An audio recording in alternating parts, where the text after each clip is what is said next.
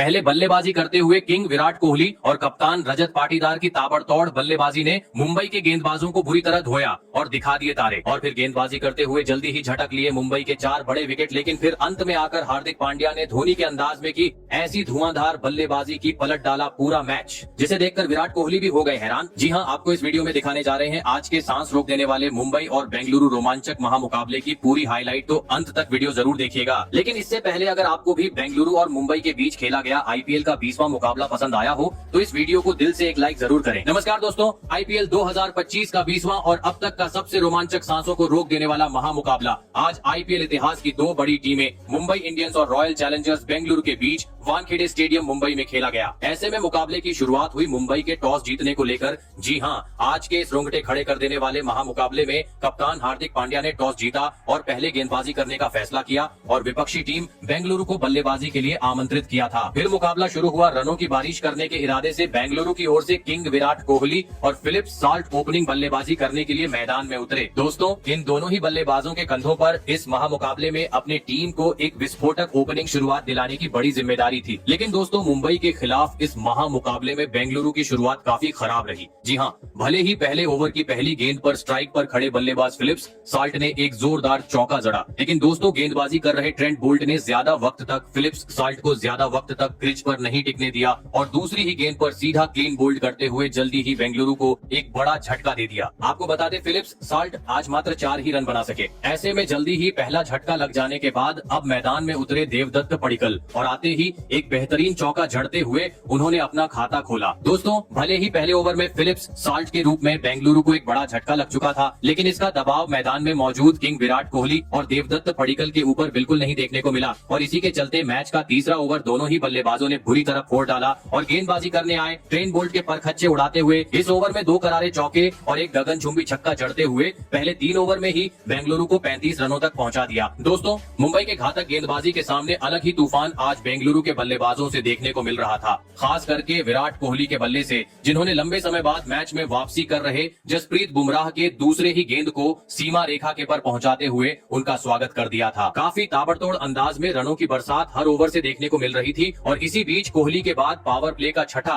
Over strike पर खड़े बल्लेबाज देवदत्त पडिक्कल ने बुरी तरह फोड़ डाला और गेंदबाजी करने आए। दीपक चाहर को तारे दिखाते हुए इस ओवर में 2 आसमानी छक्के और एक करारे चौक की मदद से 20 रन बटोर डाले और पावर प्ले 6 ओवर का खेल खत्म होने तक टीम को 73 रनों तक पहुंचा दिया। दोस्तों, एक धाकड़ शुरुआत के चलते बेंगलुरु के बल्लेबाज पूरी तरीके से अब मुंबई की टीम पर हावी हो चुके थे। जी हाँ, क्योंकि पावर प्ले खत्म हो चुका था, लेकिन अभी भी पडिक्कल और विराट कोहली समय समय पर खराब गेंद को सीमा रेखा के पर पहुंचाते हुए 10 के रन से टीम का स्कोरबोर्ड आगे बढ़ाते जा रहे थे। विकेट गिरने का दूर दूर तक कोई नामो निशान नजर नहीं आ रहा था और दोस्तों, इसी बीच मैच के 9वें ओवर में किंग विराट कोहली ने एक गगनचुंबी छक्का जड़ते हुए महज 29 गेंद में इस महामुकाबले में अपना धमाकेदार 50 जड़ दिया। मुकाबला भले ही मुंबई के वानखेड़े स्टेडियम पर था, लेकिन अब सभी प्रशंसकों से आरसीबी के नारे सुनने को मिल रहे थे। ऐसे में मुकाबले में वापसी करनी थी तो मुंबई को किसी भी हाल में इस जोड़ी को तोड़ना अब जरूरी हो चुका था और दोस्तों, आखिरकार ये काम करके दिखाया विघ्नेश पुथुर ने, जिन्होंने 9वें ओवर की अंतिम गेंद पर देवदत्त पडिक्कल को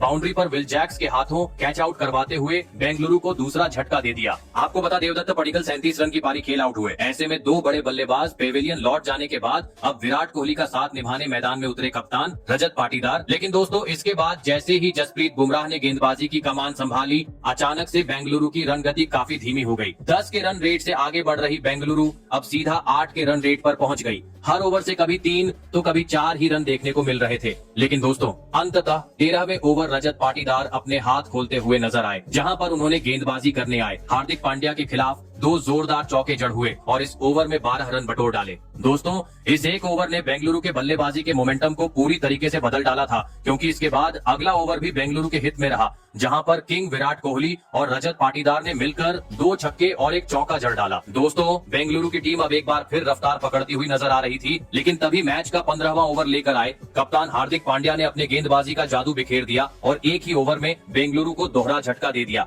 जी हाँ, पहली गेंद पर सेट हुए बल्लेबाज किंग विराट कोहली को बाउंड्री पर कैच आउट करवाते हुए पवेलियन का रास्ता दिखाया, तो वहीं इसी ओवर की तीसरी गेंद पर मैदान में उतरे नए बल्लेबाज लियाम लिविंगस्टोन का भी पत्ता साफ कर दिया। आपको बता दें, किंग विराट कोहली 67 रन की धमाकेदार की पारी खेल आउट हुए तो वही लियाम लिविंगस्टोन आज अपना खाता भी नहीं खोल सके। दोस्तों लगातार इन दो बड़े झटकों के चलते अब मुकाबले में मुंबई की टीम वापसी करती हुई नजर आ रही थी, क्योंकि 4 प्रमुख बल्लेबाज अब पवेलियन की राह पकड़ चुके थे। ऐसे में अब मुंबई के गेंदबाजों का सामना करने मैदान में उतरे जितेश शर्मा। जरूरत थी अब हर गेंद को सीमा रेखा के पार पहुंचाने की, क्योंकि अब मात्र अंतिम 30 गेंद का खेल बाकी था। और दोस्तों ऐसी ही कुछ झलकियां बेंगलुरु के बल्लेबाजों से अगले ही ओवर में देखने को मिली, जहां पर मैदान में उतरे नए बल्लेबाज जितेश शर्मा ने ओवर में अपना असली रंग दिखाया और ट्रेंट बोल्ट के खिलाफ 2 गगनचुंबी छक्के जड़ दिए। लेकिन असली मजा तो 17वें ओवर में आया, जहां पर रजत पाटीदार ने एक बार फिर साबित करके दिखाया क्यों उन्हें विस्फोटक बल्लेबाज माना जाता है। जी हां, क्योंकि इस ओवर में रजत पाटीदार ने आतंक मचा डाला और गेंदबाजी करने आए।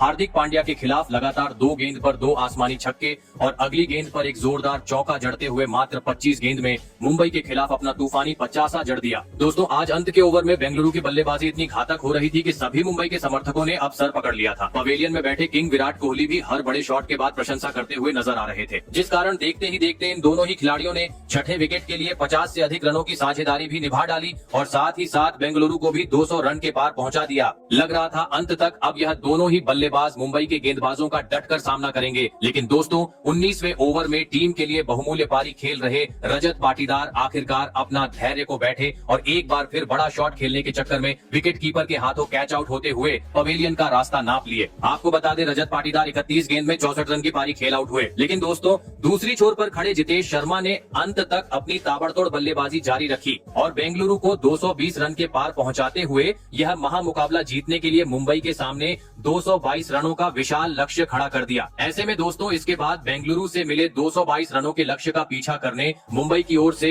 हिटमैन रोहित शर्मा और रायन रिकेल्टन बल्लेबाजी करने के लिए मैदान में उतरे। दोस्तों बेंगलुरु ने दिया हुआ लक्ष्य बड़ा था, ऐसे में दोनों ही बल्लेबाजों पर ताबड़तोड़ शुरुआत दिलाने की बड़ी जिम्मेदारी थी और ऐसा ही कुछ आते ही रोहित शर्मा के बल्ले से देखने को भी मिला, जिन्होंने आते ही धमाका मचा डाला और विस्फोटक अंदाज में बल्लेबाजी करते हुए तेज गति से मुंबई का स्कोर बोर्ड आगे बढ़ना शुरू कर दिया। लेकिन दोस्तों एक अच्छी शुरुआत के बावजूद रोहित आज बड़ी पारी खेलने से पूरी तरीके से चूक गए और दूसरा ओवर लेकर आए यश दयाल की चौथी गेंद पर सीधा क्लीन बोल्ड होते हुए पवेलियन का रास्ता नाप लिया। आपको बता दें रोहित शर्मा आज 17 रन बनाकर आउट हुए। फिर अब 3 नंबर पर बल्लेबाजी करने मैदान में उतरे विल जैक। दोस्तों भले ही रोहित शर्मा अपना विकेट गंवा चुके थे, लेकिन मैदान में मौजूद रायन रिकेल्टन काफी ताबड़तोड़ अंदाज में बेंगलुरु के गेंदबाजों के सामने आज नजर आ रहे थे, क्योंकि हर ओवर में उनके बल्ले से तेज चौका देखने को मिल रहा था और इसी के चलते 3 ओवर में ही मुंबई में 30 रन का आंकड़ा भी पार कर लिया। परंतु दोस्तों चौथा ओवर लेकर आए जोश हेजलवुड ने कमाल कर डाला और चौथी गेंद पर टीम के लिए खतरा साबित हो रहे रायन रिकेल्टन को एलबीडब्ल्यू आउट करते हुए मुंबई को दूसरा झटका दे दिया। आपको बता दें रायन रिकेल्टन 17 रन बनाकर आउट हुए। दोस्तों पावर प्ले में ही 2 बड़े झटके लगने के चलते आज मुंबई पहले 6 ओवर में मात्र 53 रन ही स्कोर बोर्ड पर लगाने में सफल हो पाई थी। दोस्तों भले ही पावर प्ले में मुंबई को एक बेहतरीन शुरुआत नहीं मिली थी, लेकिन बेंगलुरु ने दिए हुए लक्ष्य के करीब पहुंचना था। तो अब मैदान में मौजूद सूर्य कुमार यादव और विल जैक को अपनी जिम्मेदारी को समझते हुए बड़ी पारी खेलना जरूरी था। और दोस्तों ऐसे ही कुछ झलकियां मैच के 8वें ओवर में देखने को मिली, जहां पर दोनों ही बल्लेबाजों ने अपना बेहतरीन खेल दिखाते हुए कुणाल पांड्या के खिलाफ 3 चौके बटोर डाले। लेकिन दोस्तों सूर्य कुमार यादव का साथ निभा रहे विल जैक ज्यादा वक्त तक बेंगलुरु के घातक गेंदबाजों का सामना नहीं कर पाए और मैच के 10वें ओवर में बड़ा शॉट खेलने के चक्कर में बाउंड्री पर किंग विराट कोहली को एक आसान सा कैच थमाते हुए पवेलियन का रास्ता नाप लिया। आपको बता दें विल जैक 22 रन बनाकर आउट हुए। दोस्तों 100 रन के भीतर 3 बड़े बल्लेबाज पवेलियन लौट जाने के चलते पूरे वानखेड़े स्टेडियम में अब सन्नाटा छा चुका था। पूरी तरीके से दबाव मुंबई पर था। ऐसे में अब बेंगलुरु के गेंदबाजों का सामना करने मैदान में उतरे तिलक वर्मा। लेकिन दोस्तों विकेट गिरने का सिलसिला रुकने का नाम ही नहीं ले रहा था। जी हां, क्योंकि 1 ओवर बाद मुंबई को और एक बड़े झटके का सामना करना पड़ा और इस बार बेंगलुरु के तूफानी गेंदबाजों का शिकार बने मुंबई के महत्वपूर्ण बल्लेबाज सूर्य कुमार यादव। आपको बता दें यश दयाल ने सूर्य कुमार यादव को 28 रनों पर आउट किया। ऐसे में अब टीम को जीत दिलाने की इरादे से मैदान में उतरे कप्तान हार्दिक पांड्या और आते ही उन्होंने मैदान में धमाका मचा डाला और अपने पारी की पहली ही गेंद से चौकों छक्कों की बरसात करते हुए 19 गेंद में तिलक वर्मा के साथ मिलकर 50 से अधिक रनों के साझेदारी भी निभा डाली। ऐसे में दोस्तों अब मुकाबला अंतिम चरण पर पहुंच चुका था। अंतिम 18 गेंद पर मुंबई को जीत के लिए 41 रनों की जरूरत थी, लेकिन दोस्तों इसी ओवर में तिलक वर्मा बड़ा शॉट खेलने के चक्कर में अपना विकेट गवा बैठे, जिस कारण मुकाबले अब 12 गेंद में 28 रनों की जरूरत थी। लेकिन दोस्तों पहले ही गेंद पर हार्दिक पांड्या के रूप में बेंगलुरु को एक बड़ी सफलता मिल गई, लेकिन इस ओवर में नए बल्लेबाज मिचेल ने एक गगनचुंबी छक्का जड़ दिया, जिस कारण 6 गेंद पर 19 रनों की जरूरत थी। लेकिन दोस्तों इस ओवर में मुंबई ने अपने 3 बड़े विकेट गवा दिए, जिस कारण अंततः बेंगलुरु ने यह महामुकाबला 12 रन के अंतर से अपने नाम कर लिया। तो आपको कैसी लगी हमारी ये वीडियो, कमेंट करके जरूर बताइएगा। धन्यवाद।